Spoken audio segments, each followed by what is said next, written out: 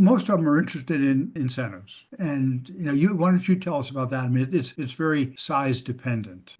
Bigger companies do better kind of thing, but tell us what your experience is. Yeah, incentives are, I call them the shiny object. Everybody thinks they will fund the whole project or that the government's going to pay for them to move their facility here. And it's not completely true. There are a lot of really, really good incentives that can help to offset CapEx or OpEx costs in a project. But a good friend of mine and mentor, Brad Migdal, who leads site selection at Cushman and Wakefield, he says that incentives can make a good project great. They can't make a bad project good. And so they are part of the overall story. So I think it'd be really interesting. We have an incentive database that's been tracking all the incentive deals that have been done in the US over the last 30 years. We have 500,000 records. We also have a really detailed project database that goes into the granting authority and what type of project was done, what was the CapEx, what was the number of jobs they hired, how much did they pay these people, so that companies can start to build their mental and quantitative map of what they should be looking at when it comes to an incentive deal. So I always tell companies, look at your competitors, look at your industry, go through our database and pull project comps that show what you could potentially get and who's giving it. And that way, when you then feed that back into your total cost of ownership model, you can see where these incentives are going to come into play. Yeah, I always say that the incentives, except for these huge ones, the IRA and the CHIPS, except for that, if you look at basically the local incentives, they're not enough to justify leaving China or India and moving to the US, but they're enough to make the difference between Mississippi and Alabama, for example, or Ohio. And so you have to